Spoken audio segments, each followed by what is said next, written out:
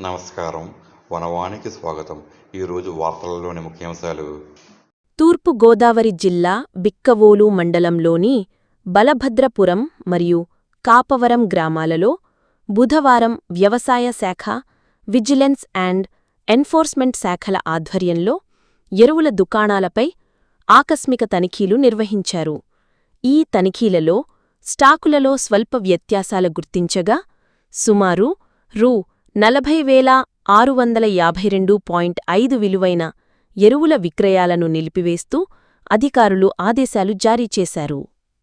రంగంపేట వ్యవసాయ అధికారి శ్రీనివాసు తెలిపిన వివరాల ప్రకారం బలభద్రపురం గ్రామ ప్యాక్స్ ప్రాథమిక వ్యవసాయ సహకార సంఘం మరియు కాపవరం గ్రామంలోని శ్రీనివాస ఏజెన్సీస్, శ్రీ వెంకటరామ ఏజెన్సీస్ షాపులలో ఎరువుల నిల్వలను క్షుణ్ణంగా పరిశీలించారు.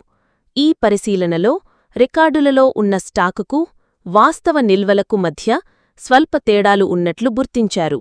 ఈ నేపథ్యంలో నిబంధనలకు విరుద్ధంగా ఉన్న సుమారు 40,652.5 రూపాయల విలువైన ఎరువుల విక్రయాలను తక్షణమే నిలిపివేయాలని ఆదేశాలు జారీ చేసినట్లు ఆయన వెల్లడించారు. ఈ తనిఖీలలో పాల్గొన్న vigilance and enforcement inspector of police G. Madhubabu మాట్లాడుతూ బిక్కవోలు మండలంలో యూరియా కొరత లేదని స్పష్టం చేశారు. మండలంలో సుమారు 55 మెట్రిక్ టన్నుల యూరియా అందుబాటులో ఉందని, పలు ప్యాక్స్లలో కూడా యూరియా నిల్వలు పుష్కలంగా ఉన్నాయని ఆయన రైతులకు భరోసా ఇచ్చారు. ఈ విషయంలో రైతులు ఎవరూ ఆందోళన చెందాల్సిన అవసరం లేదని, భయపడకుండా వ్యవసాయ పనులు చేసుకోవాలని సూచించారు. మండల వ్యవసాయ అధికారి మాట్లాడుతూ మరికొద్ది రోజులలో మిగిలిన ప్యాక్స్లలో కూడా యూరియాను అందుబాటులోకి తీసుకురావడం జరుగుతుందని తెలియజేశారు.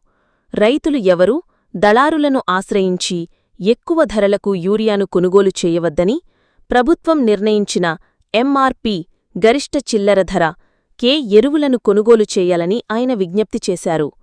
నిబంధనలకు విరుద్ధంగా అధిక ధరలకు ఎరువులు విక్రయించే వారిపై కఠిన చర్యలు తీసుకుంటామని హెచ్చరించారు. ఈ తనిఖీలలో పాల్గొన్న అసిస్టెంట్ జియాలజిస్ట్ ఎస్. లక్ష్మీనారాయణ, ఏఈఓలు, వ్యవసాయ విస్తరణ అధికారులు కెఎం. భాస్కర్ రెడ్డి, కె. శ్రీనివాసు కూడా పాల్గొన్నారు. భవిష్యత్తులో కూడా ఇలాంటి ఆకస్మిక తనిఖీలు కొనసాగుతాయని అధికారులు తెలిపారు.